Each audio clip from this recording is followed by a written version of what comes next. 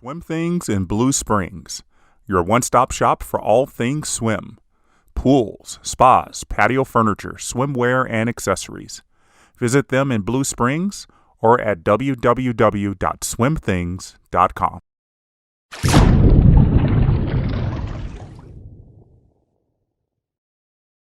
So I actually started swimming on accident. I have an older sister, and she was a senior when I was a freshman in high school. And whenever all of that was going on, I had the opportunity to basically sit in the stands every day and kind of just watch some practice. And then after that, I had a coach that was always like bugging me to get in the pool. So I finally got in and was the slowest person on the team. I was holding on, doing open turns. I had no idea how to do a flip turn, and I was terrible. But I think the best thing about the sport of swimming was the fact that it's a sport that has a lot of minor adjustments go a long way. So I went from the slowest kid on the team to having the opportunity to swim on relays, and then I picked up club swimming. So it kind of found me. I was not a swimmer like the average swim athlete that starts at the age of 8. So I didn't actually start competitive swimming until I was a freshman in high school. So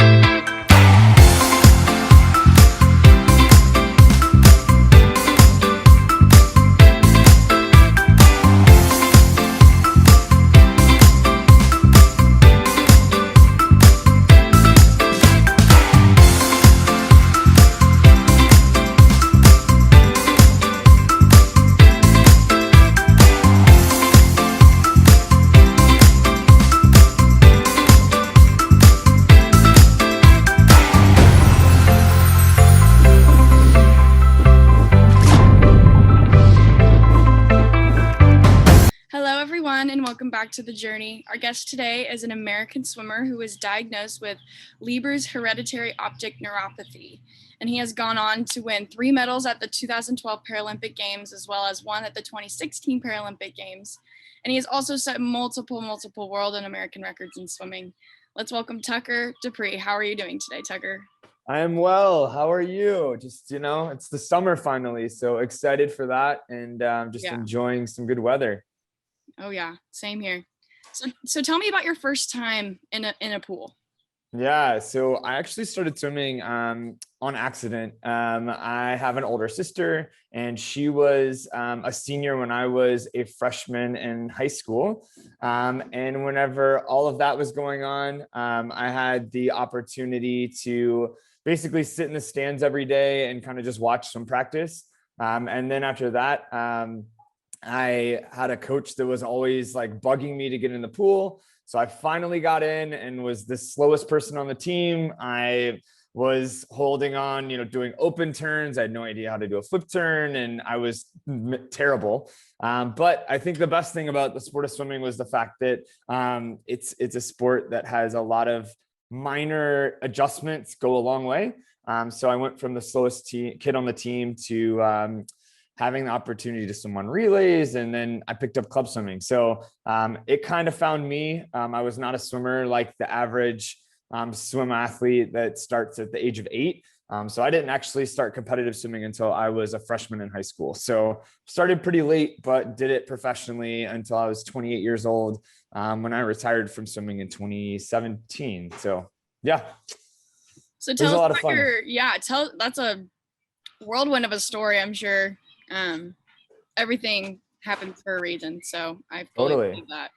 What was your favorite thing about swimming as a young age group or high school swimmer? I think the biggest thing about swimming at a young age was, or not, I guess, more at a high school age, helped with like the longevity. I got to swim past my mid 20s. So having that option to compete into my early adult life, and then also almost to 30 years old, really made me realize and respect the sport. And doing it as a professional athlete where I was getting paid to do it as well, it was more than just, I'm doing this because I have to, or I'm doing this to stay on the college team. I was doing it to pay my bills. So it was something that really became a part of me and my identity. And really having the option to represent the United States at 3 Paralympic Games was a lot of fun too. But really just, I had no idea, being a high school senior, that I was going to go on and do that, because I didn't start to lose my vision until I was in high school. So that was a big piece to it too. And just having the fact that all of that kind of took over my life at a high school age, I think really made it turn into something that opened so many doors that I would have never dreamed of doing if I hadn't have lost my vision. So I always tell people that I did more without sight than I would have ever dreamed of doing sighted. So it was definitely something that happened to me for a reason, and I was able to take it and do a lot of great things with it. Right. So as any swimmer knows, you need to have a good support system, family, parents, friends, coaches. Tell me about your high school structure and how that helped you succeed. Yeah, high school swimming for me, I went to a school where football was the primary sport. I grew up in North Carolina, so football is like a religion down there. And swimming was not actually a big high profile sport for us. So the fact that I was trying to swim in college was something that didn't really happen in my high school. But the fact that I had a phenomenal club team that I swam for and amazing coaches, it really set me up for success, as well as just going through, losing my vision in high school was just something that I had no idea was going to happen to me, but it tested my network, it tested my character, and really had the, option to really say like, okay, like I have no idea what I'm going to do with this, but I needed to keep swimming, especially for the fact that you put your face in the water and I didn't have to talk about it to anybody too. So it was very cathartic for me to like be in the water and have the option to kind of pick and choose whether or not I wanted to talk about it with anybody. I think was a big piece, as well as just a big part of like accepting losing my vision at such a young age, and living in North Carolina where driving is such a big, important part of your independence in high school. You look forward to being 16 years old and getting your driver's license is a big part of like just the culture in that area. Really made me realize that like losing my vision and giving up my driver's license at 17 years old was a big change, but also the constant through that whole part of my journey was the fact that, swimming was always there for me and I didn't have to talk about it. And I felt equal where outside of the water, I didn't, right? Like I couldn't read a textbook anymore. Things were starting to disappear in front of me in class. So a lot of things changed, but also a lot of great things changed too. And a lot of doors opened for me whenever this was all happening. Right. Who did you feel was a motivating swimmer or person in your life that you chose to look up to in your younger days? So I had a lot of great support system, that were just other swimmers. Ryan Cox is a big part of my career. He was with me whenever I started to lose my vision, a good buddy of mine, Anthony, as well. So I was very fortunate to have a very strong friend group, that we just kind of fed off of each other. But I mean, there was a lot of different athletes that I looked up to, in my sport that actually weren't swimmers. So I met an athlete by the name of Alexis Gillette. He's a blind track athlete. And he is the one that actually introduced me to Paralympics. So if it wasn't for him, I probably would have never done it. So it was just the fact that I had that power of community and people surrounding me when everything was going on that made that possible. So I would just say that I looked up to just all of the people around me and surrounding myself with positive and very helpful people that helped me get through that hard time. So, yeah. So let's kind of talk about the first time you felt that there was a problem going on or something different going on with your vision. Yeah. So I woke up on the morning of October 18th, 2006, rubbing my right eye, looking out my left eye, and I noticed I couldn't see a sticker on my closet door. And that day kicked off about 2 months of testing. And what was crazy about all of that was that I have a very rare condition. So when I was going through a lot of the testing, they had no idea why I was losing my vision. So just the fact that I didn't really know It wasn't like a go to the doctor, here's your answer. Mhm. It was really tough to be in that lull period of just going back to the doctor's office, just trying to figure out what was going on. So I would say that one of the biggest things that was just really tough during that period was just the unknown and that big question mark in the room, because nobody could tell me why I was losing my vision. It was just happening. It was painless. And I wouldn't realize it until I would go to do something like reading a worksheet or taking a test or something like that. And I was like, I just can't see it. So it just was very frustrating, not knowing why I was losing my vision, as well as the fact that nobody knew why. Right. So there was just a lot of just unknowns. But when I was diagnosed with my condition, it definitely was a sigh of relief, just like relief. But also, I think that it was the acceptance of like, okay, now we know what's going on. We kind of know what to expect. And so it was just a lot better to kind of be in that space, as well as just, the possibility of I could go completely blind. Like that was an option. So the fact that I didn't was awesome. But I had a great support system around me. So either way, I felt like it would be all right. That's awesome. So tell us kind of the timeline of you first losing one eye and then kind of having to go through losing vision in the other eye. Yeah, so I started to lose my vision in my left eye in October, and then by February, I lost vision in both eyes. And so it's kind of like the reverse of tunnel vision. So when I do swim clinics with the Fitter and Faster Swim Tour, I always tell all the kids, like, if you ball up your fist like this, put that in front of your eyes and look past your hands. That's what my vision is like. So there's a big black hole in the middle. So if I look directly at someone while I'm talking to them, I'm not looking at their face. I can't see their face. So I always look out of the side of my vision, and I still see in color. I still see just out of the side. It's just when I look directly at something, it's a big black hole. So swimming for me is counting all my strokes. It's very repetitive sport. So, I know if I take 5 dolphin kicks off the wall, it's going to be 10 to 12 strokes, and just Right. also managing with my peripheral vision, the lane ropes. So I'm always looking, whether I'm taking a breath or not, looking out of my periphery to see when that color change happens, because I can't see the T at the bottom of the pool. So it was a lot of just like adjustments in the water for me and figuring out like what was going to be that new me, because I needed to make sure that I kept swimming. And I had, worked so hard to get to the level that I was at. I wasn't going to just let it all slip away. Right. What was the point that you felt swimming was going to be a shining light for you?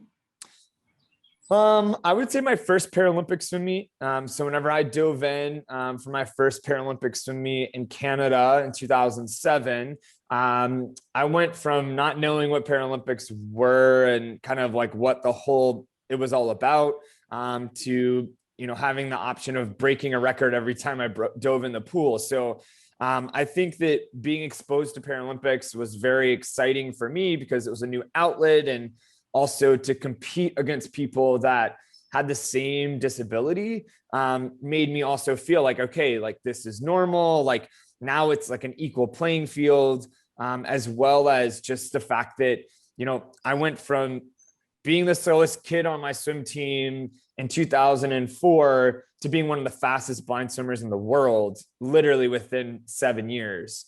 So it went from like a sport that I had no idea that I was even going to like it to, being on the world stage and traveling and wearing the Team USA uniform. So I would say that just having the option of having a platform like Paralympics being a part of my life and being introduced to that platform really opened a lot of doors for me, but also made me realize like, okay, like there's a lot of great things you can do with a disability, and seeing other athletes on the Paralympic team and seeing, sponsorships and all of that, and just becoming like this new thing and this new entity was just really exciting, and a new option for me to be like, okay, it's not really that bad, and you can do a lot of great things with a disability, because I was on Team USA with other athletes that were doing it. So I was seeing that success, and I was like, okay, look, I want to get to that level. I need to train harder with the vision that I do have, and we'll sort it out as we go. Mm-hmm. What emotions, like, what did you feel? What were going through your head when you were trying to find your way back to the lane, basically. Yeah, I think that the emotions, I would say, would probably just being like determined. Because I think the fact that I could still do my sport with the amount of vision I had, or Right. no vision at all, right? Like if that ever became an option, like I saw people doing that too. So there was no longer an excuse. So since you had to check your disability at the door, it was like, all right, let's win some medals and break some more records. Like that was my mindset every day at practice. And it was no longer like, oh, I'm doing this just to swim, maybe to the next level. It was like, actually, I'm doing this to represent our country, right? Like it was something so much larger than myself. And realizing that every time I stood on the podium, I wasn't standing on the podium alone. It was that community behind me that helped me get there, as well as like just all of the people that had helped me along the way. I was winning that medal for them as well as myself. So I think that it just became this new part of my life, my new identity, and being something that I could take to that next level. It was like determination. Every time I got to the pool was definitely what went through my body. Every time I would have the thought of like, I'm tired, I don't want to be here, or I'm like sore, or I have an injury, whatever it is. It was like, it doesn't matter. Like the clock doesn't matter. My competitors around the world are training, and I need to be the fastest person in the pool whenever I dive in to race them. So. Right. And you were speaking earlier about, just counting your strokes and having to be very pertinent and paying attention to how many exactly strokes you're taking, how many dolphin kicks. And I think a lot of full-sided people even just take that for granted. I mean, I just listening to you realize, wow, like that's just like crazy and amazing. When did you feel that you had to rely on the fundamentals, like counting your strokes, your catch in the water, your technique, how those were going to be your eyes in the pool?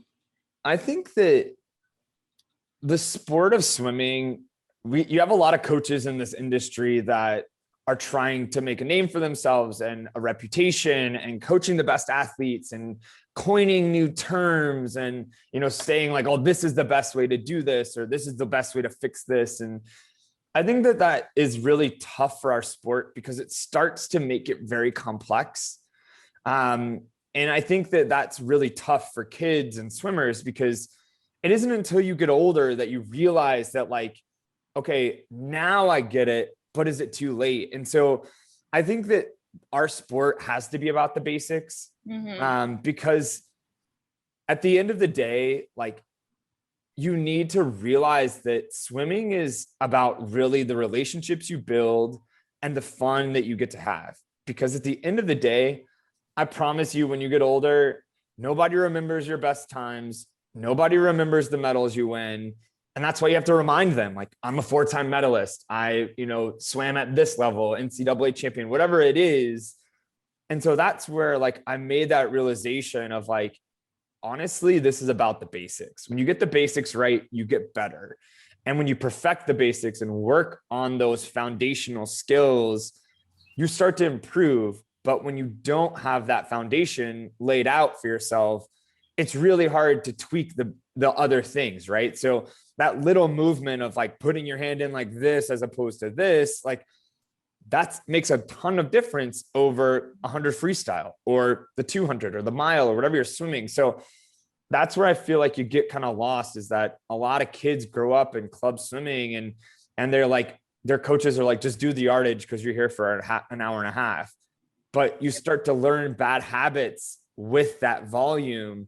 And then it makes it harder to make those adjustments as you get older. So I would just say like the biggest thing was like, I needed something consistent, and I needed to develop a formula that was going to make me successful. So if I wasn't consistent, it was hard to change something, right? Because I was changing that piece that I'd already done. So I needed to develop that formula of like, okay, 5 dolphin kicks plus 10 strokes is a 25, or 6 dolphin kicks and 8 strokes is a 25. So like moving those numbers around to find out how I could be successful was really something that my coach and that I swam for at the time, Janine Carpenter, as well as just other coaches I've trained with in the past, they had to change their coaching style, right? Like I couldn't sit in the pool anymore and then them stand on pool deck and say like, hey, you're doing this with your hand instead of this. Cause I'm sitting there like, I can't even see you. Like, what do you mean? That's what I need to do. So a lot of things changed in the pool, whether it was coaching, swimming for me. I needed to have something consistent for it to actually have an opportunity to change stuff, to make myself better.